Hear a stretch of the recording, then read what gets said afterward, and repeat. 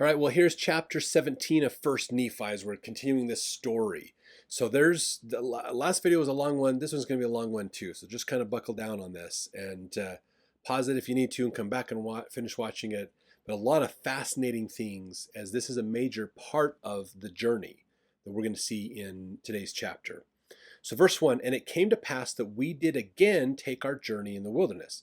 So they're leaving Nahom, remember, and they're going back out into the wilderness. And we did travel nearly eastward from that time forth. Now, this is a change in direction. Because remember, when they left Jerusalem, they went kind of a southwest direction, south-southwest to get over by the Red Sea. Then they went south-southeast down the coastline of the Arabian Peninsula. Now they're going almost straight east through the desert.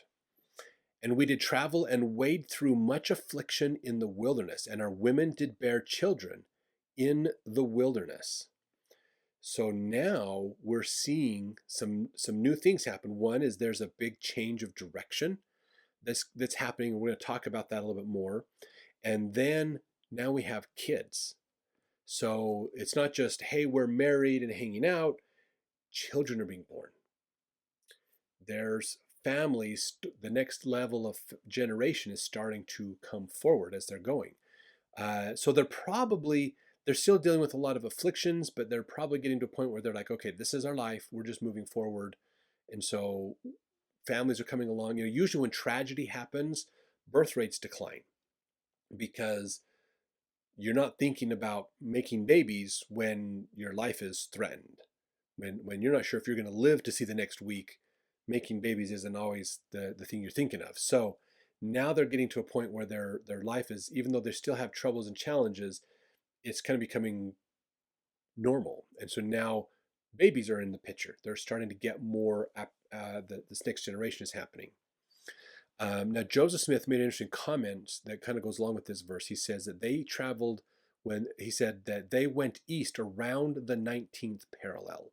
So if you look at a map, you can see these parallel longitudinal lines. That's this 19th parallel. This sent them through what's known as the Rub al-Khali Desert. It's the largest contiguous sand desert in the world and is one of the worst deserts in the world. It's worse than the Sahara Desert as far as like treacherous, hard times getting through. So this is a really rough area. It's getting much worse than what they had before, basically. But verse 2, and so great were the blessings of the Lord upon us, that while we did live upon raw meat in the wilderness, our women did give plenty of suck for their children, and were strong, yea, even like unto the men, and they began to bear their journeyings without murmurings. So now we see this idea here that, yes, life is getting harder, but because of the blessings of God that they have on them, they are surviving fine. They're like, oh my gosh, this is rough. I mean, under normal circumstances, this would be like just horrible, worst situations, but they're making it through. God is blessing them in unique ways to help them. Hunibly said about this, he said, throughout the desert, writes Buckhart, when a sheep or goat is killed, the persons present often eat the liver and kidney raw, adding to it a little salt. Some Arabs of Yemen are said to eat raw not only those parts, but likewise whole slices of flesh, thus resembling the Abyssinians and the Druze of Lebanon, who frequently indulge in raw meat. The latter to my own certain knowledge. Nihilus, writing 14 centuries earlier, tells how the Bedouin of the Tia live on the flesh of wild animals, failing which they slaughter a camel, one of their beasts of burden, and nourish themselves like animals from the raw meat, or else scorch the flesh quickly in a small fire to soften it sufficiently not to have to gnaw it like dogs. Only too well does this state of things match the grim economy of Lehi. They did suffer much for the want of food, and we did live upon raw meat in the wilderness. So they have this raw meat that they're eating, and this is not uncommon. If you look in Africa, even there's whole tribes that they live with these herds of cows. They actually, they eat the meat off the cows, but they also actually will some of them will like injure a cow, draw blood off the cow, and then stop it from bleeding, and then they drink the blood, and that's where they get vitamins and nutrients to sustain themselves with. So they slowly, they don't kill the cow and get rid of it. They slowly bleed it, but because blood regenerates, and so it regenerates its blood after a while, and they pick another cow, and eventually they come back around. So they learn to live off these animals in these ways. It's really interesting. It could be too that they were maybe drying some of the meat that they had. They're in this hot desert, so it's hot and dry. So drying the meat out like a jerky could help them to survive better as well. Most likely, it's pretty raw that they're eating meat and doing things. Now, verse 3, and thus we see that the commandments of God must be fulfilled. And if it so be that let me change this, sorry. And if it so be that the children of men keep the commandments of God, he doth nourish them and strengthen them and provide means whereby they can accomplish the thing which he has commanded them. Wherefore he did provide means for us while we did sojourn in the wilderness. This is so fascinating. This is so amazing. This principle that Nephi points out in verse 3. When we follow God, God amplifies what we're doing. He blesses us and helps us. This is a powerful thing for us to be thinking about in our day and age, because this is from like a leadership standpoint. When you are doing things and you have God with you, he will amplify what you're doing. He will help you out. This is the idea of the bee. He's going to take what you've got, what you've given, and amplify it and make it way better. So when we have faith in God and we follow him, he can take our meager efforts and turn them into greater things. That's amazing. That's a principle we should be following in life. Life isn't about how do I climb the corporate ladder and work my way up and use the laws and legal stuff to win and do things. It's about how do I do what God wants me to do so that he can take my small effort and make it a greater thing. That's what we need to be doing. Now, this is a fascinating idea to think about, because when you look at the early LDS saints coming across the plains, if you've read or heard the movie The 17 Miracles, that's basically that video, that experience is what they're talking about in here. Basically, is they put their faith in God, and God amplified them. They still had rough, hard times, but God amplified them. It's so fascinating because that 17 Miracles is about the William Martin Handcart Company. If you ever study Mormon history and get into the pioneer trek and things, you'll hear about this company. And if you read their story, you'll look at it and be like, oh my gosh, like these guys had the worst experience ever. They didn't just cross the plains, they crossed at the wrong time. They had storms and snow, droughts and famines and all kinds of stuff going on. Like it was like the worst of the worst luck for their whole journey. But what's fascinating about it is when you look at their story, even though it sounds absolutely horrible, like they have some of the craziest stories out of all the pioneers, they didn't lose more life than any other pioneer group did. You'd think with these kinds of stories, like they were just decimated and most of the people died off. No, they died at the same rate all the other pioneer groups did. So in the end, while they had a wild, crazy story, they didn't lose anybody much more than anybody else did. So it's fascinating how they were helped. And there's really cool stories in there, 17 miracles. Like there's one story I remember from the movie where this lady was like out looking for like an animal that got away or something from the pack, and some guy suddenly shows up and is like, "Hey, you need food. Come with me." And so she follows him up this into this canyon, and there's this cave, and he's like, take food, and he's like drying. He's got like a fire, and he's got all this meat that's been drying on the fire, and he says, take this meat back to camp. Gives her a whole bunch of meat. She takes this meat back to camp, and they're all like, holy crap, where'd you get all this meat? And she's like, there's this guy up here that had all this meat. And they're like, well, show him to us. So they go up to find them, and they couldn't find the cave again, and when they did, there's nothing there. And so there's some really cool stories of this, like miracles that happened. That's why it's called 17 Miracles. But it's just a similar type of idea that Lehi and his people are dealing with, that even though the terrain is horrible, the situation is bad, God is sustaining them and helping them through this. That when we put our faith in God and go to work, He will sustain us and help us. That's the important part. It's not what we do that matters. It's what God does through us that matters. That's important. Verse 4, we did sojourn for the space of many years, yea, even 8 years in the wilderness. A long time. So they were in this wilderness for a long time.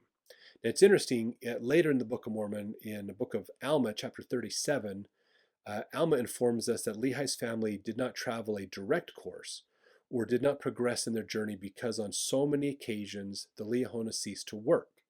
It ceased because many of them did not exercise faith and they transgressed the laws of God. This would explain why a journey that would have been much shorter duration took so long. It probably wouldn't have taken them, if they followed a direct path, it would have taken them 8 years to get where they needed to go. But they were on this meandering path because they would get going along, they'd follow the word of God, and then they'd get comfortable with what's going on, and then they'd start to do it their way and not listen to God, and then they would end up going off on their own path, and now they're like off course, they don't know where they're at, what's going on, and they can't find food, and it's all bad and it's terrible. Then they get humble, and they realize, oh God, we need to pay back attention to you, we're sorry, let's come back to you, and then the directions go that way. Okay, great, now we're back on course. Oh look, it's getting better, it's nice, yay, this is wonderful, this is great. Okay, now I'm going to believe in my own ideas again. Kind of this idea of, we start to believe in God, then things start going well, then we start taking credit for the things that are going well, we start thinking we're doing it, and then things start to fall apart, and because God's not in it anymore, and then we realize we lost our faith in God, now we have to get our faith back so He can help us and keep going. Kind of like a microcosm of pride cycles as for these 8 years out in the desert, basically. But that's what's happening. That's what's going on here. So verse 5, and we did come to the land which we called bountiful. And remember, this is what they called it, not what anybody else had called it. Because of its much fruit and also wild honey. There's bees. There's vegetation. There's water. There's opportunity, which means there's also animals there too. Because of it, let's see, and all these things were prepared of the Lord that we might not perish. Behold, and we beheld the sea, which we called Iriantum, which being interpreted is many waters. So this is so fascinating so if you think about this path that they've been on, they've gone down the coast of the Saudi Arabian Peninsula. Then around the 19th parallel, they head east through this unforgiving desert. If you follow them, and they do meander, so we don't know exactly where they end up because we don't get the rest of that journey. That's kind of lumped into that one verse earlier. A lot of scholars that have tried to think about this think they went to a place that's present day called Salalah in the nation of Oman. So you can look that up on the map, Salalah, Oman. You can look that up on the map and see it.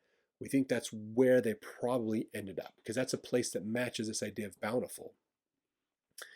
Now, following are 12 conditions that existed in the land of bountiful. So this is an interesting comment that I found about this. And this is identified by Warren P. and Michaela Noth Ashton in their book, In the Footsteps of Lehi, New Evidence for Lehi's Journey Across Arabia to Bountiful. So fresh water was available year-round. They had much fruit and wild honey, fertile grounds in both the general area and in the specific location where Lehi's family encamped, reasonable access from the interior desert to the coast, a mountain prominent enough to justify Nephi's reference to the mount, and close enough that he could go there to pray often, cliffs from which Nephi's brothers could have thrown him into the depths of the sea, because we're going to see them threatening again, a shoreline suitable for the construction and launching of a ship, ore and flint for Nephi's tools, enough large timber to build a seaworthy ship, suitable winds and ocean currents to take the ship out into the ocean, and no population residing in the area, and nearly eastward of Nahom. So those are the conditions the Book of Mormon sets up for this land, and that's part of why they use this and go, okay, we think they got to Oman, which is kind of more towards the eastern side of the Arabian Peninsula. So, verse 6, and it came to pass that we did pitch our tents by the seashore, and notwithstanding we had suffered many afflictions and much difficulty. That's all they say about that 8 year period. Yea, even so much that we cannot write them all. We were exceedingly rejoiced when we came to the seashore, and we called the place bountiful because of its much fruit. So, unfortunately, in that one verse, Nephi says, here's why you don't know about those 8 years. They were rough. We didn't write them down. It was a rough time. But we survived because God helped us. Well, it'd be nice to know. I mean, that's a gap in the story.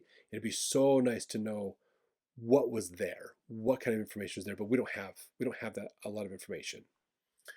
Verse 7, and it came to pass that after I, Nephi, had been in the land of Bountiful for the space of many days, the voice of the Lord came unto me, saying, Arise, and get thee into the mountain. So there's a singular here, the mountain. And it came to pass that I arose and went up into the mountain and cried unto the Lord. And it came to pass that the Lord spake unto me, saying, Thou shalt construct a ship, after the manner which I shall show thee, that I may carry thy people across these waters. So Nephi is now getting a revelation directly from God, not to Lehi and then to Nephi. Nephi is getting this directly. So we're starting to see this transition where maybe Lehi's health is failing and struggling. He's not doing so well. So Nephi is now stepping into the role of running things as a leader. So this place of trees was known in the ancient world around Arabia as one of the better places to build a boat due to the great supply of trees they had. Joseph Smith said they turned east. Again, this is why they think it's near today's Qatar, on that eastern kind of corner of Saudi Arabia, basically. So now he's building a ship after the manner that God is going to show him. So the ships that they would have been familiar with are the ships that sailed for a day or two at a time, from one port to the next port along the Mediterranean or up and down rivers like on the Nile or things like that. But this is a whole different type of boat to go in the ocean. Verse 9, and I said, Lord, whither shall I go that I may find ore to molten, that I may make tools to construct the ship, after the manner which thou hast shown unto me? So the Lord has shown him this idea. Here's what the ship, and here's what's cool is instead of Nephi going, holy crap, I don't know if I can build the ship, he went, God, where do I go to make the tools? How do I find the ore? Now, he had a steel bow. He understood metallurgy. He knows I got to go to the mountains. I got to find the ore. I don't have a hardware store to go buy this stuff. I need to go make the tools. So he's asking, where do I go to make the tools? I'm not familiar with the geography of this area. We've only been here a couple days. Where do I go? Verse 10, and it came to pass that the Lord told me whither I should go to find ore, that I might make tools. And it came to pass that I, Nephi, did make a bellows wherewith to blow the fire of the skins of beasts. And after I had made a bellows that I might have wherewith to blow the fire, I did smite two stones together that I might make fire. That's how you did it back then. Strike the two rocks, get a spark, get some stuff, some kindling and tinder and stuff really dry and easy to hit to try to get a fire going. Verse 12, for the Lord had not hitherto suffered that we should make such fire. So now, verse 12 is interesting because now we're getting a little bit of backstory on that 8 years. Okay, God told him, don't make a fire. As we journeyed in the wilderness, for he said, I will make thy food become sweet, that ye cook it not. So they literally, when he talks about eating raw meat, it really was raw meat that they ate for those 8 years because God made it so it wouldn't be a bad thing for them, wasn't unhealthy. God took care of that. So some interesting thoughts on this, and I think this comes from some different ideas here. So they didn't have a lot of wood for fire, maybe as well as realizing they were passing through lands and territories of other Arab tribes. So a fire would give away their position. So this is probably two of the issues that happened is one, they're out in the desert, there's not a lot of wood, so they couldn't make a fire. And two, fire would make smoke during the day and at night would be a light. And so it would signal to these roving Arab bands, somebody's over there we haven't stole stuff from yet. Let's go raid their camp. So the fire would betray them. by the smoke during the day and a light at night, which is interesting because fire actually was a helpful for the Egyptian when the children of Israel were getting out of Egypt. Fire was there to protect them and help them. But in this instance, it would actually increase their problems by encouraging Arabs to see where they're at, know their location, and raid their camps. So they had to go without fire as they wandered through the desert. They possibly traveled just north of the empire of the Queen of Sheba at Marib. This might be one of the reasons they went east around the 19th parallel. Further south of that parallel are most likely several major tribes that would have wrecked their journey and either killed or imprisoned the family.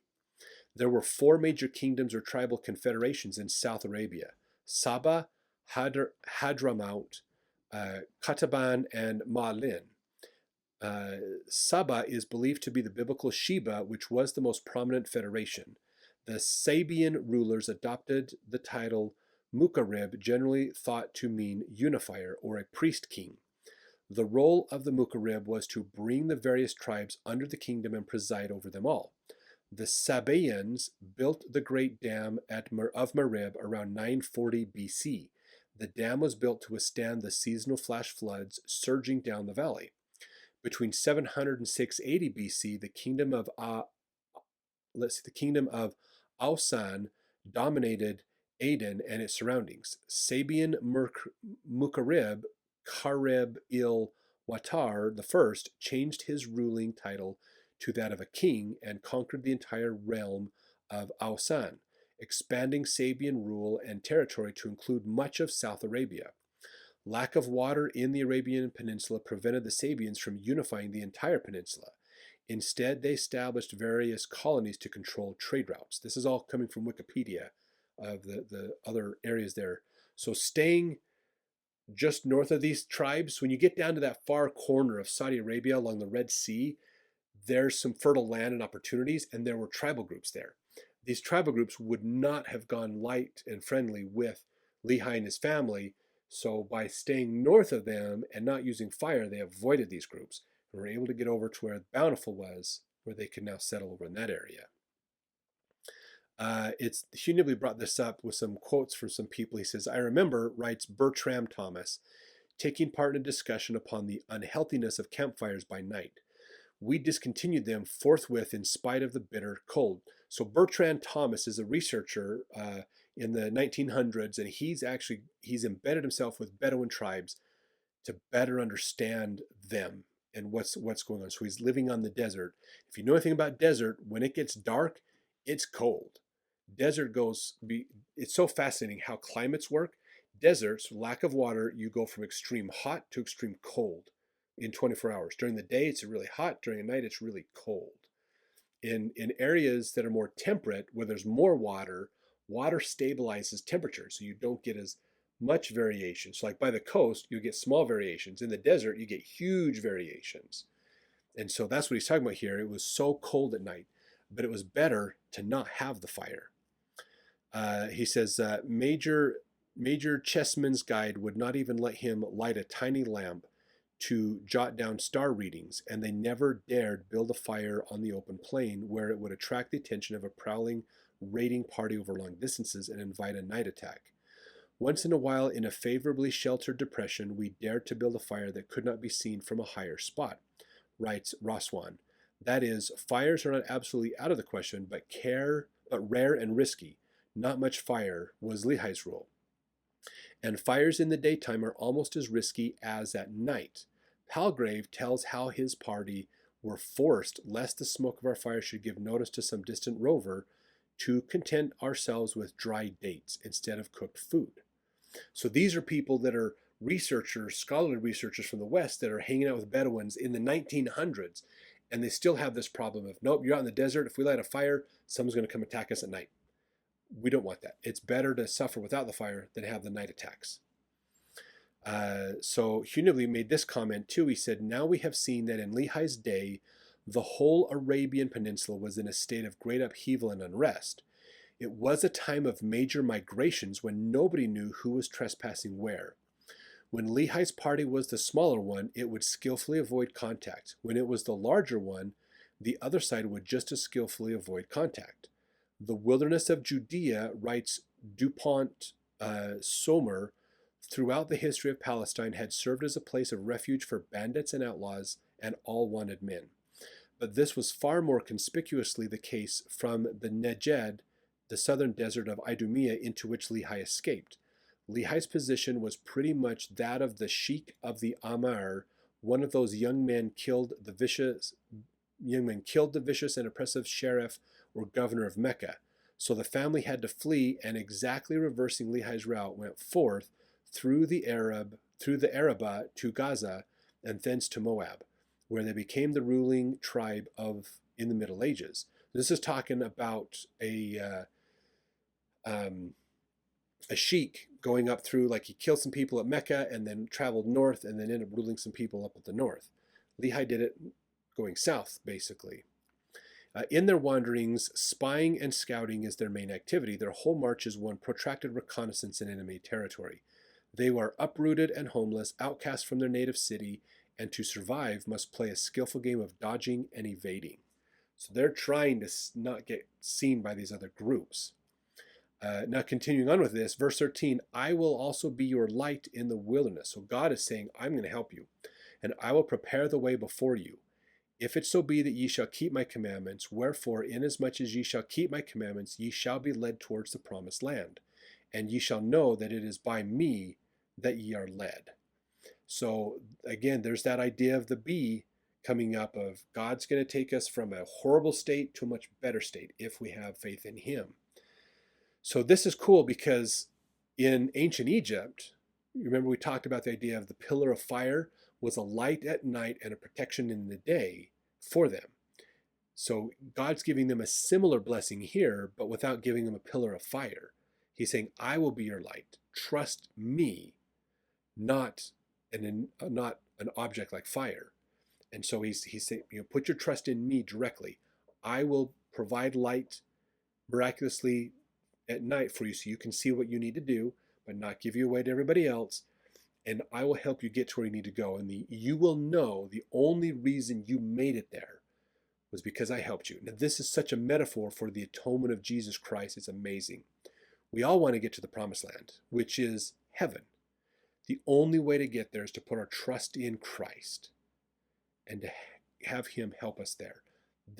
So metaphorically, this journey that Lehi and his family is going on is actually the same journey we are spiritually going on as we're going to the promised land ourselves.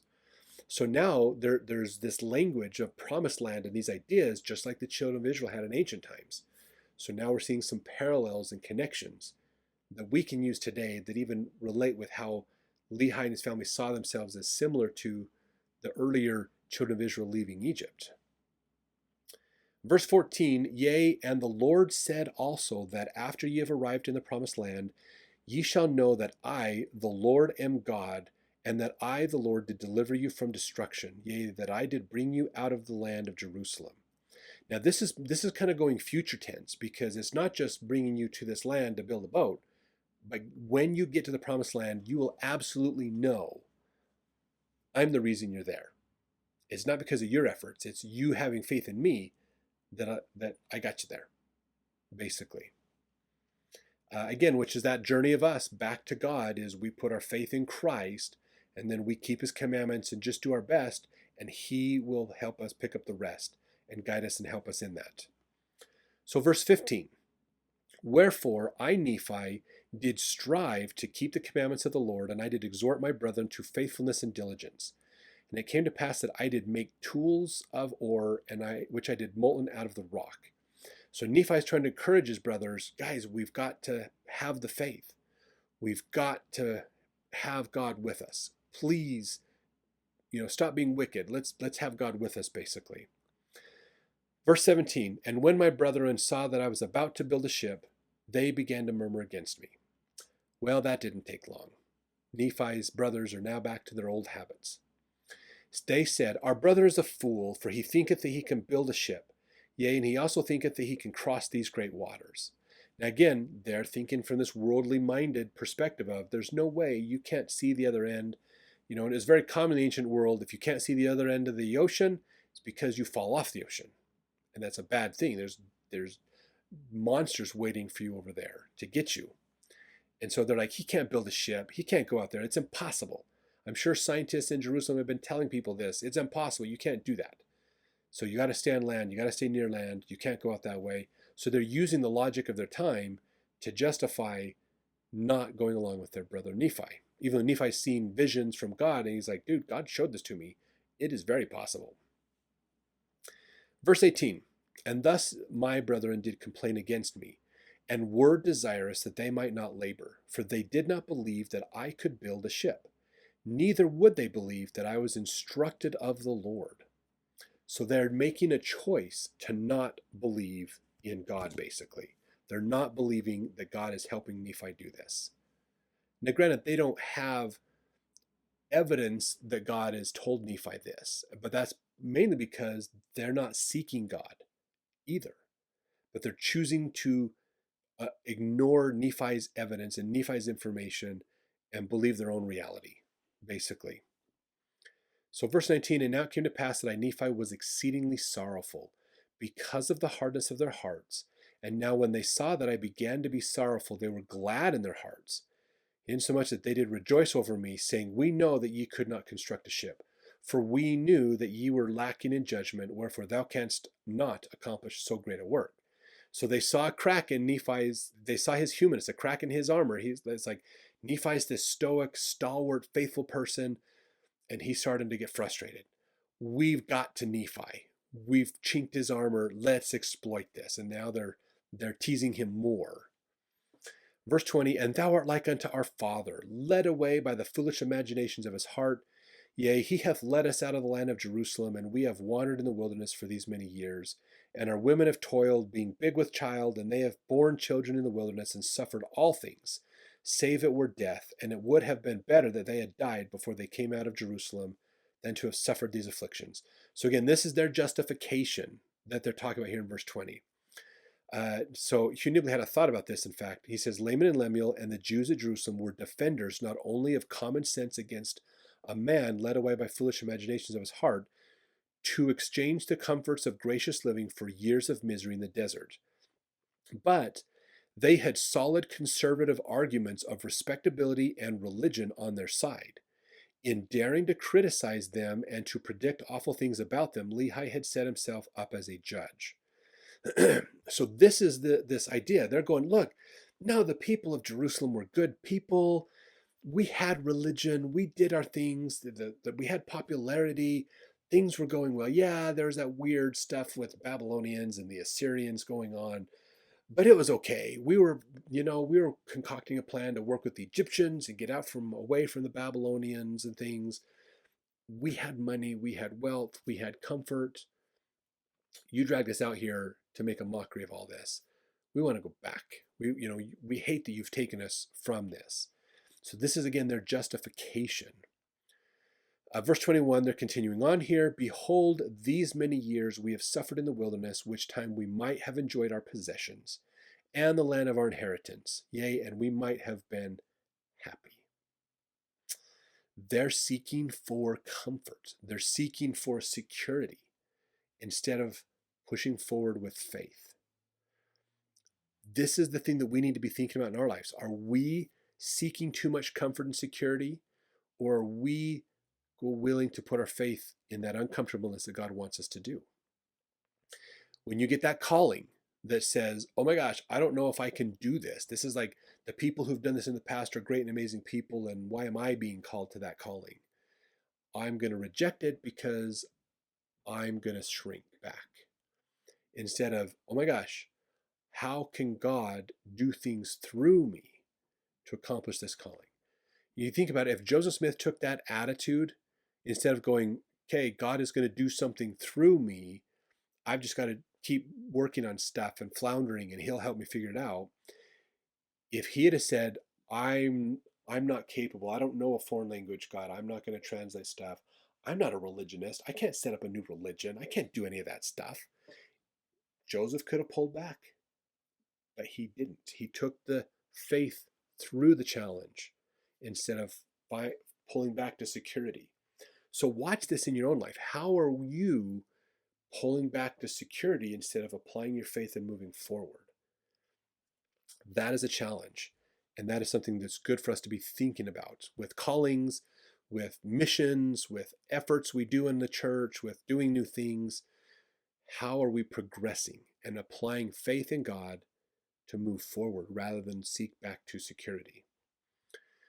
Now here's more justification to give in verse 22. He says, and we know, so this is their logic, we know that the people who were in the land of Jerusalem were a righteous people, for they kept the statutes and judgments of the Lord and all his commandments according to the law of Moses. Wherefore we know that they are a righteous people, and our Father hath judged them, and hath led us away because we would hearken unto his words. Yea, and our brother is like unto him, and after this manner of language did my brethren murmur and complain against us. So they're like, they were righteous. They followed the law of Moses. We had priests in the temple and things, and it was, you did your sacrifices and stuff, and it was going. They're forgetting, though, that acting religious and believing in your religion can be two different things. So in our modern day, we could look at this and say, are you Mormon by culture or Mormon by belief? Are you Christian by culture or Christian by belief? You can act, both groups are going to act religious, but their intent is going to be different. Do I go to church because everybody else does and it's popular and I want to be popular and I don't want to be excluded? Or do I go to church because I'm trying to build a relationship with Christ? It's the same behavior, but there's a different perspective and attitude behind it. That's what's going on here. They're trying to justify it, going outwardly, it looked like everybody was religious and it was great. But inwardly, as we look at the words of the prophet Jeremiah in the Old Testament, they acted religious but weren't truly religious inside. That was the big problem. And that's why Isaiah and others, these prophets, were called up to help them.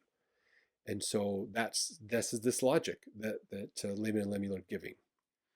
So now Nephi is giving his rebuttal here in verse 23. And it came to pass that I, Nephi, spake unto them, saying, do ye believe that our fathers who were the children of Israel would have been led away out of the hands of Egyptians if they had not hearkened unto the words of the Lord?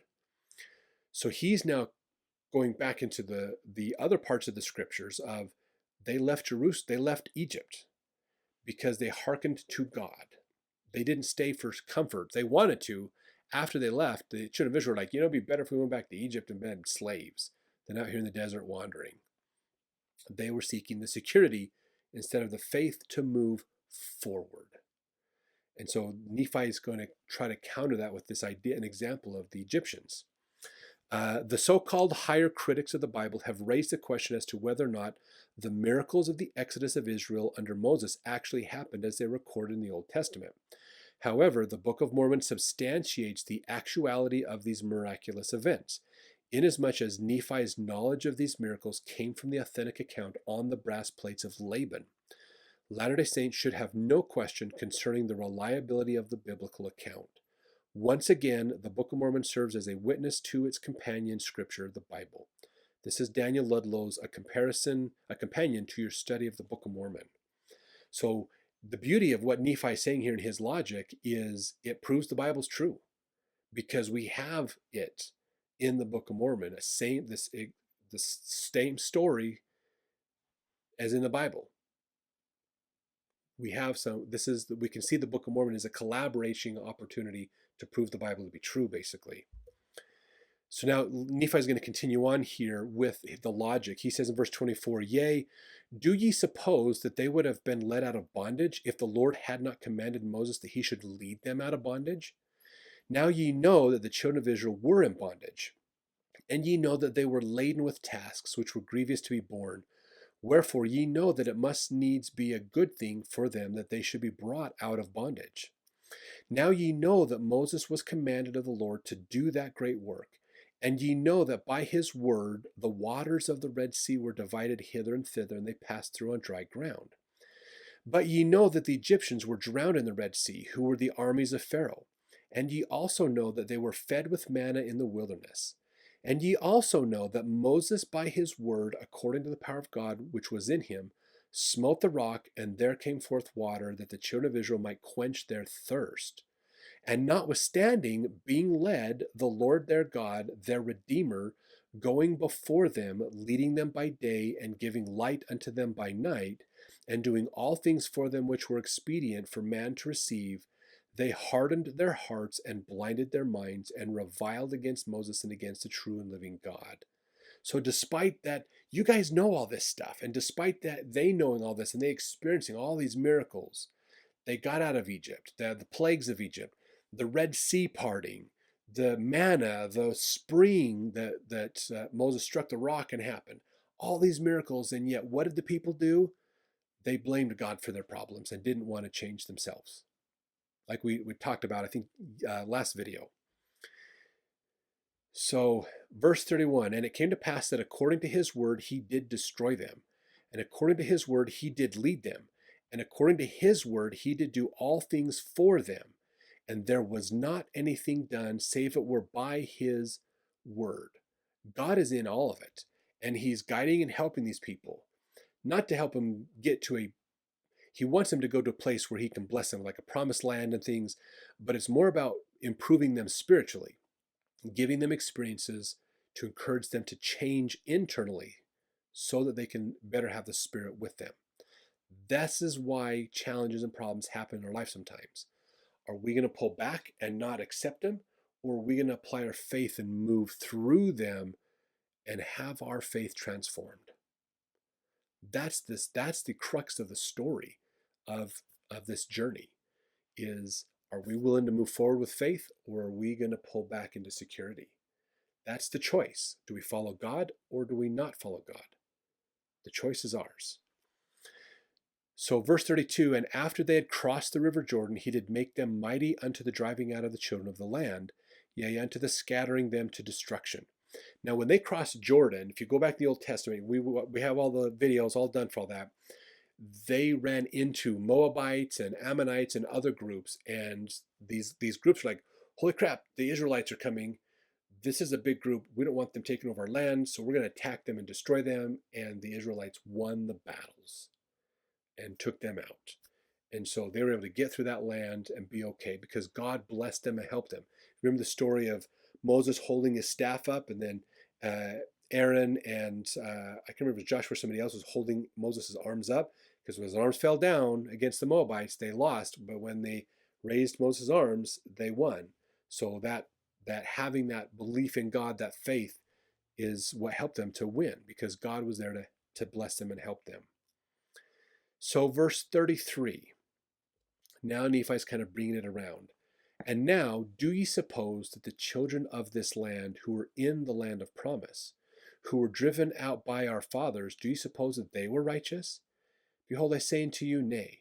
Now he's kind of flipped this, because the promised land, the land of Canaan, where the Israelites were told is the promised land, that's the land that God had chosen for them to live, was already inhabited by a bunch of people. And they got wiped out so that the Israelites could move in. Now here's what's interesting is God told them, if you trust in me, which hopefully after getting out of Egypt and the Red Sea and crossing the desert and all this stuff, you trust me, we'll go into the land and I will clear it for you. But that's not what ancient Israel did. They panicked. Again, they pulled back and they said, we don't want to do this. And so what happened? They wandered for 40 years till that generation died. Then the next generation got to go into the promised land. And God helped them to get into the land and get it all taken care of, basically. Hugh Nibley said in his book, Approaching Zion, he said, you can see this also, Deuteronomy 9:4. He says, this is exactly the lesson of Nephi to his brothers as they passed through those same lands. Whether or not these people were more or less wicked than Israel is for the Lord alone to decide. But here he tells them that it was not because they are righteous, but because the others were wicked. He had a score to settle with them and would have smitten them whether Israel had been anywhere around or not. So this is that group that in verse 33 that Nephi is talking about, the people that were in Israel, that were already in the land of Canaan. They were bad. They were wicked according to God's commands. And so God said they need to be wiped out. So I'm going to use the children of Israel to wipe them out rather than a natural disaster. And so that's what he was wanting to do, basically. And so it's not because Israel was super righteous or anything else. It was that they were really wicked and they needed to be, they had hit the point where justice of God had to be fulfilled and they were to be destroyed. And so that's what Nephi is getting at here, because he's kind of flipped this idea. And so it's not, they didn't win because they were righteous. They won because God needed them to wipe out the wicked. So verse 34, do ye suppose that our fathers would have been more righteous than they if they had been righteous? More choice than they? I say unto you, nay. So just because God had the Israelites drive them out doesn't mean the Israelites are righteous. Just because you won doesn't mean you're righteous. Just understand that, okay? That's an important point to look at. Let's see, an interesting quote, another quote from Hugh Nibley says, it is the individual, not the society, that sins. At the time, the kingmen were actually the official Nephite nation and controlled the city and the government. So this is in the Book of Helaman and later in the Book of Mormon. This is going to happen. Yet not long after, we find some of the most brutal and bloodthirsty of these kingmen enjoying Pentecostal manifestations. Repeatedly, the Book of Mormon admonishes us not to judge people by labels. Lehi's family was still in Arabia when Nephi gave his brothers a lesson in that important principle. Laman and Lemuel had insisted they were doing right because they were identified with the dominant traditionalist party in Jerusalem, who happened to be Zedekiah's kingmen, who were righteous because they were the chosen people and because they went to church. Nonsense, said Nephi. Do you suppose that the children of this land who were driven out by our fathers, do you suppose they were righteous? Do you suppose that our fathers should have been more choice than they if they had been righteous? I say unto you, nay, behold, the Lord esteemeth all flesh in one. He that is righteous is favored of God. So we have to look at this, and this still happens in our day and age. We label people and we think, I'm good because I'm a Christian and they're bad because they're not Christian. Baloney. Baloney. That's total crap. It's who is righteous and who is not righteous. That's the distinction we need to be focusing more on, not who is Christian and who's not Christian, because labels don't guarantee righteous. There's plenty of examples of people who claim to be Christian who have broken a lot of Christian laws and are probably wicked in God's eyes. We have to realize we need to see this from God's perspective, not our perspective. God's perspective, who is righteous and who is wicked. That's what I have to look at. It's not a right or left. It's not a Republican, Democrat, conservative, liberal, Christian, non-Christian, whatever, my religion versus your religion. It's who is following God and who is not following God. To know that distinction, we have to understand God and what his rules and guidelines are and who's following that. This is why sometimes you'll have like a Christian church will be like, we're Christian, we're amazing, but we hate the Jews or we hate the Arabs and we want to kill them and kick them out of our country. And everybody else sits back and goes, well, how can you call yourself Christian and kick people out? Because that's not what Christ would want you to do. You're obviously not following Christ's rules. Do you see that dilemma? That's what Nephi is pointing out here to these people. And we've seen this again over and over through the Old Testament. We've seen it, New Testament we've seen it. When this new theory comes up, we can't just say, oh, because that theory is different than what I currently believe, it's therefore wrong by default. That is the way we never learn truth. Okay, that's the way we stay in falsehoods. We have to realize, oh, there's something new to learn. Maybe there's truth there I can learn from it and work with it to find the truth.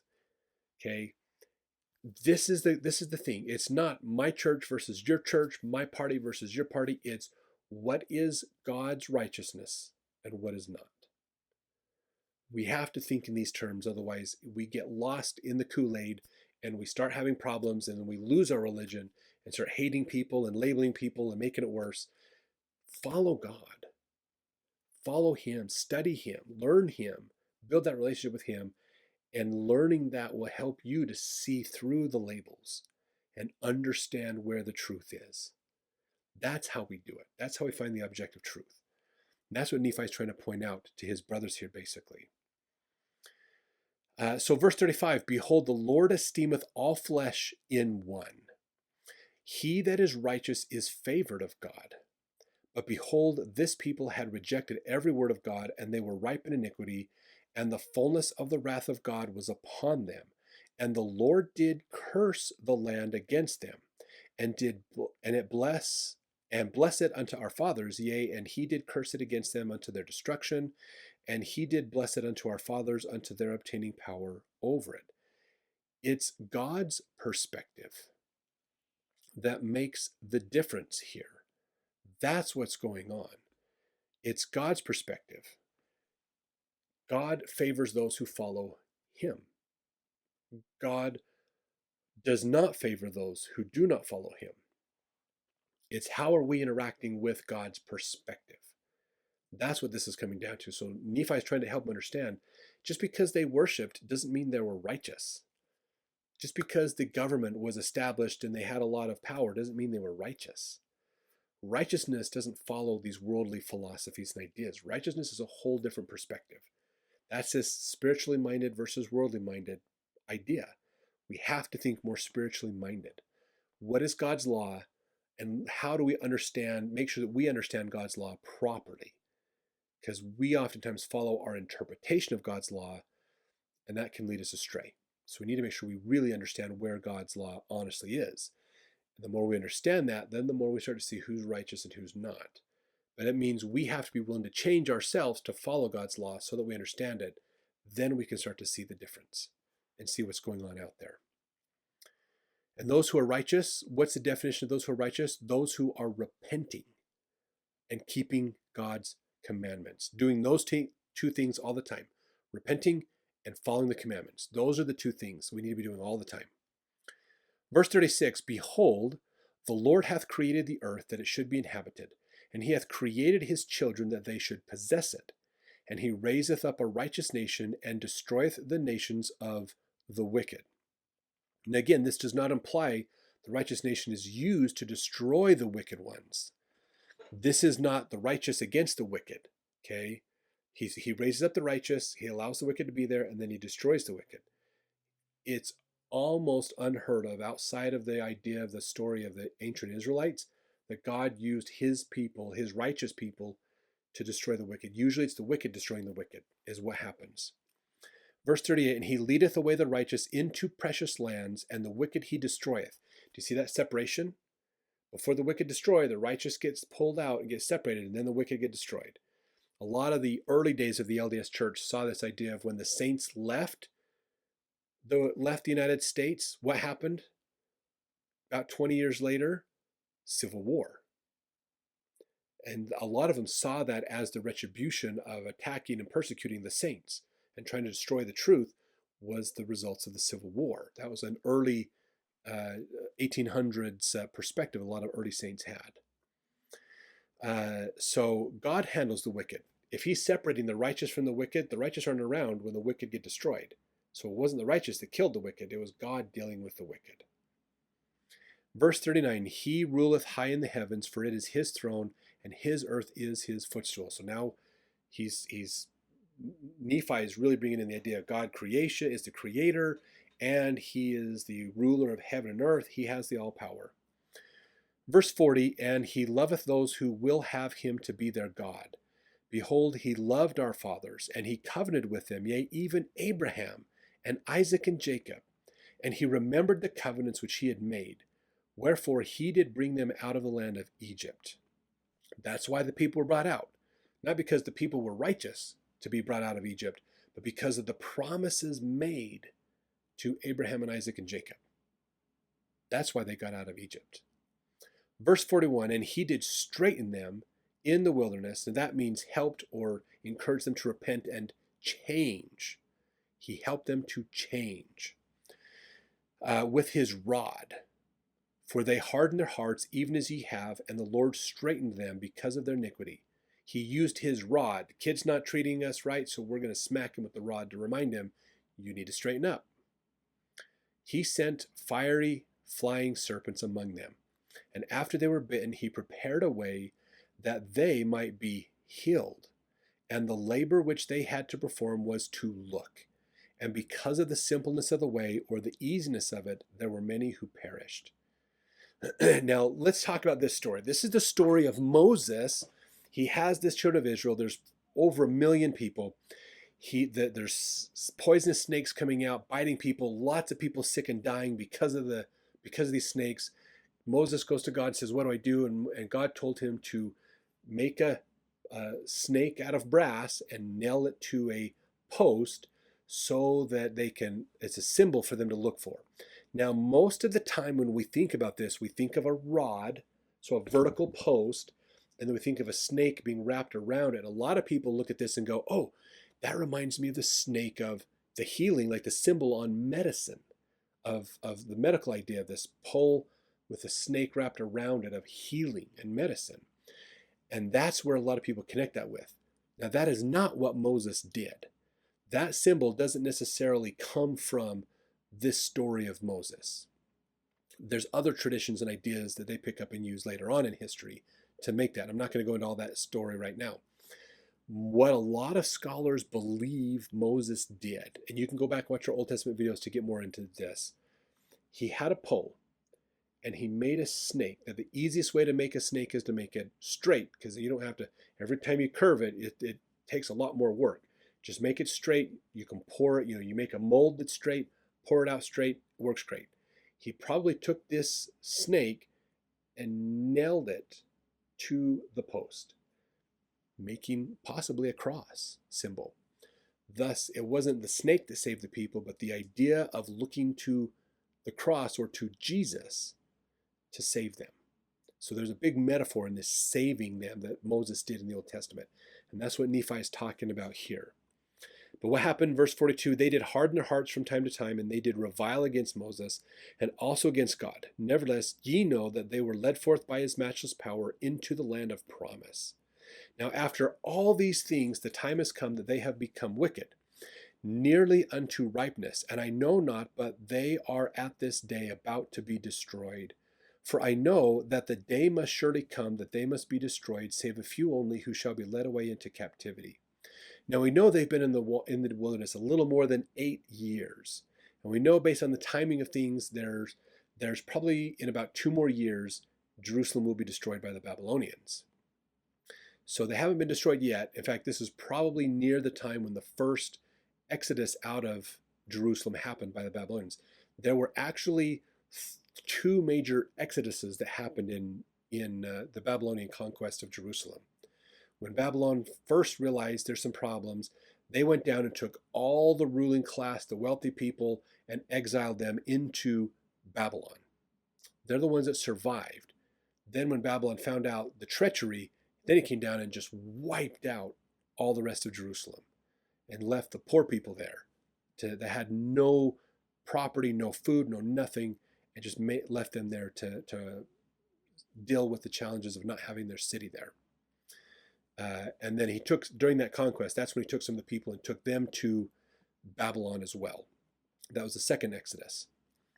So the first one may have happened already by this time in the Book of Mormon. So verse 44, wherefore the Lord commanded my father that he should depart into the wilderness, and the Jews also sought to take away his life. Yea, and ye also have sought to take away his life, wherefore ye have also sought it.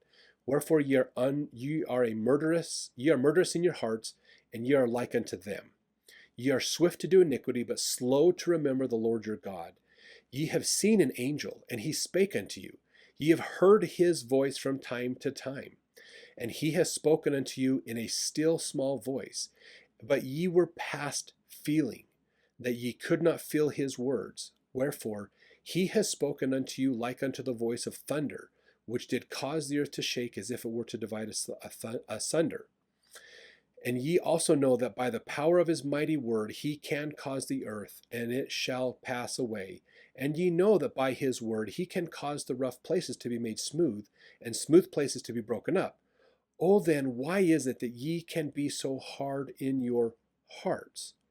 He's like, guys, God can move mountains. We've seen it. He parted the Red Sea. We know the history. He did phenomenal, amazing things. You've seen angels. You've heard the voice of God. You've had these miracles. God can destroy the earth if he wanted to in a second. Why is it so hard to change your heart to believe in God? Such a fascinating idea. I love this point because God does not do these miracles to change us. God does these miracles because we are changing. He doesn't move without our permission. Our faith in him gives him permission to do more. That is a powerful point, okay? He's not going to destroy the earth just simply because he can, because that would destroy all of us. He wants to bless us and help us. He will do things to help us move forward. We have to apply his faith, our faith in him. If we don't, then the judgments come by default. So that's what's going on. It's so fascinating that he's like, God can do all these amazing things, and you know he can. But why won't you believe in him? Changing your heart sometimes is harder than moving a mountain.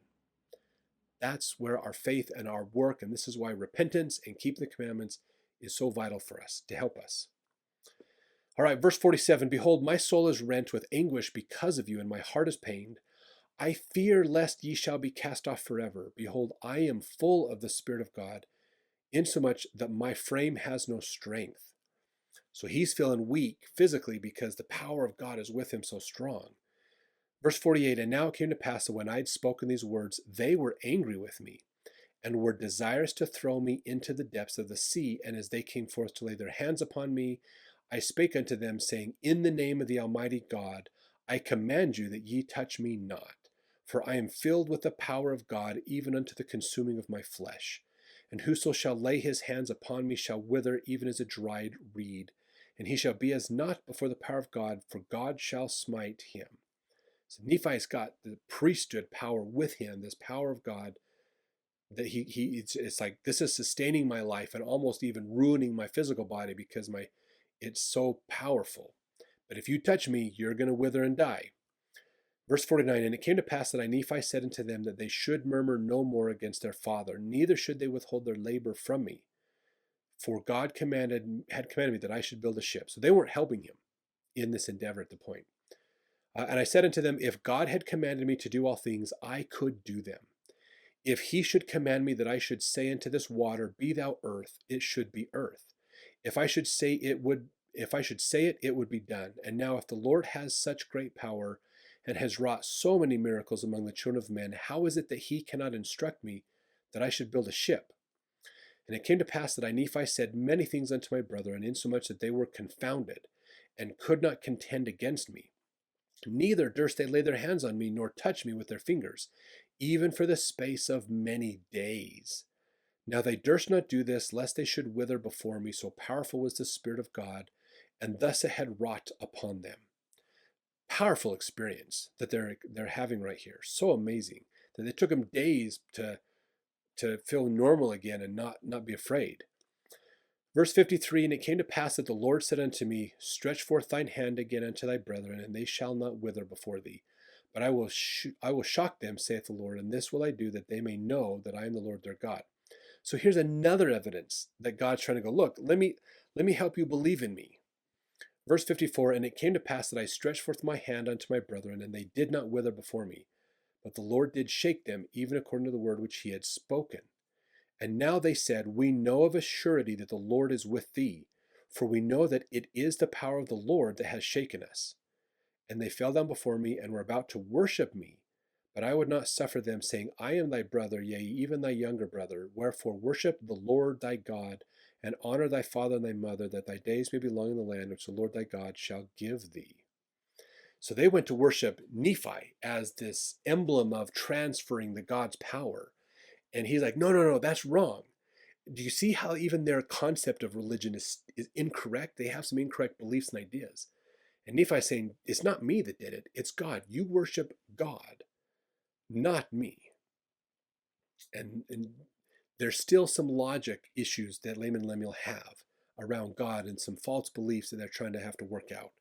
So some amazing stories, some amazing information that we have. Well worth our study. I hope you guys have enjoyed these videos. Let's jump over to the next chapter as we continue forward.